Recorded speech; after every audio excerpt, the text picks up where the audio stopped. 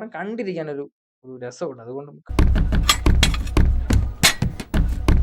Hello, easy Sini talks. അപ്പോൾ ഇന്ന് May 3-ാം തീയതി നടികർ മൂവി റിലീസായിട്ടുണ്ട്. സുവിനസ് സോമശേഖരൻ എഴുതി ജീൻ പോൾ ലാൽ ഡയറക്റ്റ് ചെയ്ത മൂവിയാണ് നടികർ. ടൊവിനോ തോമസ് ആണ് ലീഡ് റോൾ ചെയ്തിട്ടുള്ളത്. പടം എങ്ങനെയുണ്ട് എന്ന് ആദ്യം തന്നെ അങ്ങ് പറഞ്ഞേക്കാം. പിന്നെ ബാക്കിയുള്ള കാര്യങ്ങൾ വലിച്ചഴച്ച് ഞാനങ്ങ് പിന്നെ പുറകെ പറയാം. പടം എനിക്ക് എങ്ങനെ ഉണ്ടായിരുന്നു എന്ന് ചോദിച്ചാൽ, എനിക്കൊരു എബോവ് ആവറേജ് എക്സ്പീരിയൻസ് പടം തന്നിട്ടുണ്ട്. സിനിമയ്ക്കുള്ളിലെ സിനിമയാണ് മൂവി കാണിക്കുന്നത്. ഡേവിഡ് പടിക്കൽ എന്ന ഒരു സിനിമാ നടൻ്റെ ഒരു ജീവിതം, സിനിമയ്ക്കുള്ളിലെ ജീവിതമാണ് മൂവിയുടെ ഒരു കോർ എന്ന് പറയുന്നത്. ഇതിൽ കൂടുതൽ കഥയൊന്നുമില്ല. പുള്ളി ഇപ്പം ഒരു ആള് നടനാകുന്നു. പുള്ളിയുടെ തുടർച്ചയുള്ള വിജയങ്ങൾ കൊണ്ട് പുള്ളി താരമാകുന്നു. പുള്ളി നടനെ മറന്നു പോകുന്നു. പിന്നെ ആ താരത്തിൽ നിന്നും തിരിച്ചു വരുന്നതും ആണ് സിനിമയുടെ ഒരു കഥ. ഇതിനെ ഇങ്ങനെ തന്നെയാണ് എടുത്തേക്കുന്നത്. അല്ലാതെ ഇതിനകത്ത് വേറെ കുത്തിക്കേറ്റലുകളോ ഒന്നും തന്നെ പടത്തിലില്ല. അതുകൊണ്ട് തന്നെ ഇതിനകത്ത് കൂടുതൽ ട്വിസ്റ്റോ കാര്യങ്ങളോ അങ്ങനെ ഗ്രിപ്പിംഗ് സീൻസോ അങ്ങനെ ഒന്നുമില്ല. നടന്റെ ജീവിതം സിനിമയാക്കുകയാണെങ്കിൽ ഇങ്ങനെ ആയിരിക്കും എന്നാണ് അവർ കാണിക്കുന്നതെന്നാണ് തോന്നുന്നത്. അപ്പം അങ്ങനെ ഒരു സംഭവം വളരെ ഡീസന്റ് ആയിട്ട് തന്നെ അവർ ചെയ്തു വെച്ചിട്ടുണ്ട്. ഒരു നോർമൽ മൂവി, ഇടയ്ക്കിടയ്ക്ക് നല്ല കോമഡി കാര്യങ്ങളെല്ലാം ഉണ്ട്. പക്ഷെ അത് ബോറാവുന്നില്ല. ആ ബോറടിപ്പിക്കാതെയാണ് സിനിമ ചെയ്തിട്ടുള്ളത്. അതാണ് ഇതിന്റെ ഒരു പ്ലസ് പോയിന്റ് ആയിട്ട് എനിക്ക് തോന്നുന്നത്. സീൻസ് ഇങ്ങനെ ഒരു ഒരേ വേവ് ലെങ്ത് ഇങ്ങനെ പോകുമ്പോഴത്തേനും നമുക്ക് ഇങ്ങനെ പോകുന്ന സീനിൽ നമ്മളിങ്ങനെ ഇങ്ങനെ ഇരിക്കത്തൊന്നുമില്ല. ഇങ്ങനെ കണ്ടിരിക്കാൻ തോന്നും. മൂവി കാണുമ്പോഴും ഇങ്ങനെ കണ്ടിരിക്കാനായിട്ട് തന്നെ തോന്നുന്ന രീതിയിലാണ് പടം ചെയ്തു വെച്ചിട്ടുള്ളത്. കോമഡി വരുന്ന സമയത്തെല്ലാം നല്ല രീതിയിൽ കോമഡി വർക്കൗട്ടും ആയിട്ടുണ്ട്. അതുകൊണ്ട് തന്നെയാണ് ഞാൻ പറഞ്ഞത്, എനിക്കൊരു എബോവ് ആവറേജ് എക്സ്പീരിയൻസ് മൂവിയിൽ നിന്ന് കിട്ടിയിട്ടുണ്ട്. പിന്നെ സിനിമയിലോട്ട് വരുവാണെങ്കിൽ ഇതിൽ ഒത്തിരി ക്യാരക്ടേഴ്സ് ഉണ്ട്. ഒത്തിരി ആൾക്കാർ ഇതിൽ അഭിനയിച്ചിട്ടുണ്ട്. ടൊവിനോ തോമസ്, ഭാവന, ബാലു വർഗീസ്, സുരേഷ് കൃഷ്ണ, ഗണപതി, രഞ്ജിത്ത്, അനൂപ് മേനോൻ, ഇന്ദ്രൻസ്, പിന്നെ സൗബിൻ ഷാഹിർ, മണിക്കുട്ടൻ, ധ്യാൻ, വിജയ് ആന്റണി, ചന്തു സലിംകുമാർ, ഷൈൻ ടോം ചാക്കോ, മധുപാൽ, ഇങ്ങനെ കുറേ പേര് പടത്തിൽ അഭിനയിച്ചിട്ടുണ്ട്. അപ്പം ഇവർക്കെല്ലാവർക്കും അവരുടേതായ റോൾസും കാര്യങ്ങളും എല്ലാം ഉണ്ട്. ആവശ്യമില്ലാത്ത ക്യാരക്ടേഴ്സ് ഒന്നും ഇല്ല ഇതിൽ. എല്ലാ ക്യാരക്ടേഴ്സും ആവശ്യമുള്ളതായിട്ട് തന്നെയാണ് കിടക്കുന്നത്. അപ്പോൾ ഇതിനകത്ത് മെയിൻ സ്ട്രീമിൽ എപ്പോഴും കാണുന്നത് നമ്മൾ ടൊവിനോ തോമസിനെയും സൗബിൻ ഷാഹിറിനെയും സുരേഷ് കൃഷ്ണ, ബാലു വർഗീസ്, ഈ 4 പേരെയാണ് മെയിനായിട്ട് കാണിച്ചത്. ഇവർ അടിപൊളിയായിട്ട് ഇവരുടെ റോൾ കൈകാര്യം ചെയ്തിട്ടുണ്ട്. കോമഡി എല്ലാം നല്ല അടിപൊളിയായിട്ട് വർക്കൗട്ട് ആയിട്ടുണ്ട് കേട്ടോ. സുരേഷ് കൃഷ്ണ പുള്ളിക്ക് ഫസ്റ്റ് തൊട്ട് ക്ലൈമാക്സ് വരെ പുള്ളിക്കും ബാലു വർഗീസിനും നല്ല റോളുണ്ട്. ഇവർ രണ്ടുപേരുമാണ് ദേവദത്ത് പടിക്കലിന് ഇടവും വരെ നിൽക്കുന്നത്. ഇവർ രണ്ടുപേരുമാണ്. നല്ല രീതിയിൽ കാര്യങ്ങളെല്ലാം ചെയ്തിട്ടുണ്ട്. പുള്ളിയുടെ കോമഡീസ് എല്ലാം നല്ല രീതിയിൽ വർക്കൗട്ട് ആയിട്ടുണ്ട്. ഡീസന്റ് ആയിട്ട് ഇങ്ങനെ കണ്ടിരിക്കാൻ പറ്റുന്ന ഒരു പടം. ഇടയ്ക്കിടയ്ക്ക് കുറച്ച് കോമഡി ഇങ്ങനെ ആടി ഇത് പോകുന്ന ഒരു മൂവിയാണ് നടികർ. കണ്ടോണ്ടിരിക്കുമ്പോഴത്തേനും ഇങ്ങനെ പെട്ടെന്ന് ഫസ്റ്റ് ഹാഫ് അങ്ങോട്ട് കഴിയും. സെക്കൻഡ് ഹാഫ് ആകുമ്പോൾ കഥ എന്നാന്ന് ഇങ്ങനെ നോക്കിയിരിക്കുമ്പോഴത്തേനും കഥ കാണുന്നില്ല. അപ്പോഴും ഓരോ സിനിമയുടെ പുള്ളിയെ പോകുന്ന ഓരോ സിനിമകളിലെ ലൊക്കേഷൻ, ഓരോ സിനിമകളുടെ ഷൂട്ടിങ് കാര്യങ്ങളൊക്കെ ആയിരിക്കും ഇങ്ങനെ കാണിക്കുന്നത്. അപ്പൊ അതിനകത്ത് ഇങ്ങനെ പോകും.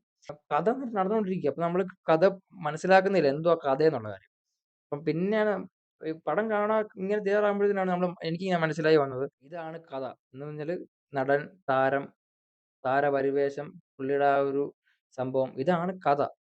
അതില് വേറെ വേറെ അതിന്റെ ഇടയ്ക്ക് വേറെ അനാവശ്യ കാര്യങ്ങളോ ഒന്നുമില്ല. പിന്നെ അതിന്റെ ഇടയ്ക്കൊരു ഫൈറ്റ് സീനുണ്ട്. അതിന്റെ ആവശ്യം ഉണ്ടായിരുന്നോ എന്ന് ചോദിച്ചു കഴിഞ്ഞാൽ അതിന്റെ ആവശ്യം ഇല്ലേലും കുഴപ്പമില്ലായിരുന്നു എന്ന് തോന്നി. ആ സീൻ ഇപ്പൊ എടുത്തു കളഞ്ഞാലും ഇതിനകത്തൊന്നും മാറ്റമൊന്നും വരാനില്ല. പക്ഷെ അതിന്റെ ഒരു കോമഡി ഒക്കെ ഉണ്ട്. ഏത്? ടുട്ടുവിനെ അറിയാവോ? ഏത് ടുട്ടു? ആ അങ്ങനെ ഒരു സീനുണ്ട്. ആ സീനിലെ കോമഡി വർക്കൗട്ട് ആയിട്ടുണ്ട്. അതാണ് ആ സീനിന്റെ ഒരു ഗുണം. അപ്പൊ നമുക്ക് കുറച്ചൊന്ന് എലിവേറ്റ് ചെയ്യാൻ പറ്റുന്ന ഒരു സീനാണ്. കോമഡി വരുമ്പോഴത്തേനും നമ്മൾ കുറച്ച് എൻഗേജിങ് ആകുമല്ലോ. അങ്ങനെ ഇടയ്ക്കിടയ്ക്ക് ഇങ്ങനെ പുട്ടിന് പീര ഇടുന്ന പോലെ ഇടയ്ക്കിടയ്ക്ക് ഇങ്ങനെ കോമഡി ഇട്ടിട്ട് ഇങ്ങനെ പോകുന്നത് കൊണ്ട് നമുക്ക് അധികം ബോറടി ഇല്ലാതെ, അത് ബോറടി ഒന്നും ഇല്ല കേട്ടോ. എനിക്ക് ബോറടിച്ചൊന്നുമില്ല പടം കണ്ടോണ്ടിരുന്നപ്പോഴത്തേനും. ബോറടിച്ച് കണ്ടിരിക്കാൻ തോന്നും. പടം ഇങ്ങനെ ഒരു ഫ്ലോ ഉള്ള പോലെ വെച്ചാൽ ഓരോ സീനിലും അടുത്തടുത്ത സീനിലോട്ട് പോവുക. ഒരു സ്ട്രീം കഥയല്ല ഇങ്ങനെ പറയുന്നത്. ഇപ്പം ഇവിടുന്ന് അവിടെ പോയി അവിടുന്ന് ഇവിടെ വന്ന് ഇങ്ങനെ അങ്ങനെയല്ല പോകുന്നത്. അപ്പം ഇയാള് സഞ്ചരിക്കുന്ന വഴികളാണ് കാണിക്കുന്നത്. അടുത്ത ലൊക്കേഷൻ ഉണ്ടായിരിക്കും, അടുത്ത ദിവസം പോകും, അടുത്ത ലൊക്കേഷൻ അടുത്ത ദിവസം പോകും. അടുത്തടുത്ത സിനിമകളാണ് കാണിക്കുന്നത്. പുള്ളി ചെയ്യുന്ന സിനിമകളെ പറ്റിയാണ് ഇങ്ങനെ കാണിച്ച് പോകുന്നത്. പടം തുടങ്ങുന്നത് നസീർ സാറിന്റെ ഒരു ഇന്റർവ്യൂ വെച്ചിട്ടാണ് പടം തുടങ്ങുന്നത്. അപ്പൊ പുള്ളി ഈ 90s അല്ല 80s സമയത്ത് സ്റ്റാർഡം ഉണ്ടായിരുന്ന ഒരാളാണ് നസീർ സാർ. അപ്പൊ സ്റ്റാർഡം കീപ്പ് ചെയ്തുകൊണ്ടിരുന്ന ആളുടെ ഇന്റർവ്യൂ ആണ് ആദ്യം കാണിക്കുന്നത്. പിന്നെ പടം ഓരോ ക്യാരക്ടേഴ്സിനെ കാണിക്കുമ്പോഴത്തേക്കും ഓരോ ക്യാരക്ടേഴ്സിന് അവരുടേതായ എൻഡിങ്ങും കാര്യങ്ങളും എല്ലാം ഉണ്ട്. ഇപ്പം സൗബിൻ ഷാഹിറിന്റെ ക്യാരക്ടറിനെ ഇൻട്രൊഡ്യൂസ് ചെയ്ത പോലെ തന്നെ പുള്ളിയുടെ ക്യാരക്ടർ എൻഡ് ചെയ്തിട്ടുമുണ്ട്. അത് ആഹ് ചുമ്മാ അവിടെ ഇട്ടിട്ട് പോയിട്ടൊന്നുമില്ല. അതുപോലെ തന്നെ സുരേഷ് കൃഷ്ണനാണ്, ബാലു വർഗീസാണ് പുള്ളി അവർ രണ്ടുപേരും ത്രൂ ഔട്ട് പുള്ളിയുടെ കൂടെ തന്നെ ടൊവിനോ തോമസിന്റെ തന്നെ ഉണ്ട്. പിന്നെ ഇതിനകത്ത് നമ്മുടെ ചന്തു സലിംകുമാറുണ്ട്. പുള്ളി ട്രെയിലറിൽ കണ്ട പോലെ തന്നെ ഏട്ടായിക്ക് ഉണ്ണി മുകുന്ദൻ ഫാൻസിനെ ഫോളോ ചെയ്യുന്ന പോലെ ഏട്ടായിക്ക് എന്നെ വിരലൊക്കെ പറപ്പിച്ചുകൊണ്ട് ഇങ്ങനെ പറയാം. രസമുണ്ട്, അതൊക്കെ കുഴപ്പമില്ല. വർക്കായിട്ടുണ്ട്. തിയേറ്ററിൽ അത്യാവശ്യം വർക്കായിട്ടുള്ള സാധനമൊക്കെ തന്നെയാണ്. അതിനൊക്കെ ചിരിയും കാര്യങ്ങളൊക്കെ ഉണ്ടായിരുന്നു. പിന്നെ എനിക്കൊന്ന് കൂടുതൽ പടം കുറച്ചുകൂടെ ഇൻട്രസ്റ്റിംഗ് ആയിട്ട് സൗബിൻ വന്നു കഴിയുമ്പോഴൊക്കെ തൊട്ടാണ്. സൗബിൻ്റെതായ കുറച്ച് ആഹ് സംഭവങ്ങളുണ്ടല്ലോ. എന്ന് പറഞ്ഞാൽ നമ്മൾ സ്ഥിരം കണ്ടുവരുന്ന രീതിയിലുള്ള ഒരു സാധനങ്ങളൊക്കെ ഇതിലും ഉണ്ട്. പക്ഷെ അതൊന്നും അത്ര ബോറടി കാര്യങ്ങളൊന്നും ഇല്ലാതെ തന്നെയാണ് പടം പോയിട്ടുള്ളത്. ഒരു പടം കണ്ടിരിക്കാൻ ഒരു ഒരു രസമുണ്ട്. അതുകൊണ്ട് കണ്ടുകൊണ്ടിരിക്കുക ഇങ്ങനെ. സ്റ്റോറി ഇങ്ങനെ പറയാം. ഒരാൾ നടനാകും. നടനിൽ നിന്ന് അയാൾ സിനിമകളുടെ വിജയത്തോടുകൂടി തന്നെ താരമാകുന്നു. താരപദവിയിൽ നിൽക്കുന്നു. നടനെ മറന്നു പോകുന്നു. പിന്നെ തിരിച്ച് നടനിലേക്ക് വരുന്നു. അതൊക്കെയാണ് പടത്തിന്റെ ഒരു ഇതിവൃത്തം. അപ്പം അത് കാണാൻ പോവുക. കൂടുതൽ എന്റർടൈൻമെന്റ് ഉണ്ടോ വെച്ചാൽ എന്റർടൈൻമെന്റ് ഉണ്ട്. ഒത്തിരി ഓവർ എക്സ്പെക്ടേഷനോട് കൂടി പോവാതിരിക്കുക. തല്ലിമാലൊന്നും പ്രതീക്ഷിച്ച് പോവാതിരിക്കുക. ട്രെയിലർ കാണുമ്പം ഞാനും അതൊക്കെ തന്നെയാണ് ആലോചിച്ചത്. ആ കളറൊക്കെ കണ്ടപ്പോഴത്തേക്കും ഞാൻ ഓർത്തു ഭയങ്കര ഫാസ്റ്റിൽ മൂവ് ചെയ്യുന്ന ഒരു മൂവി ആയിരിക്കും. അടി ഇടി ബഹളം നാശമൊക്കെ ആയിരിക്കും. അങ്ങനൊന്നുമല്ല. നോർമൽ പടമാണ്.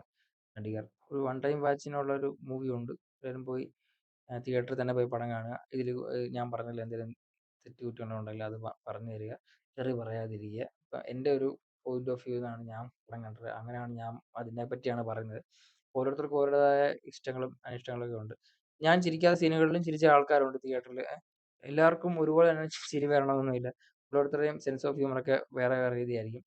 അപ്പം തിയേറ്ററിൽ പോയി പടം കാണുക. പടം കണ്ടിട്ട് അഭിപ്രായങ്ങൾ കമന്റിൽ അറിയിക്കുക. വേറൊന്നും പറയാനില്ല.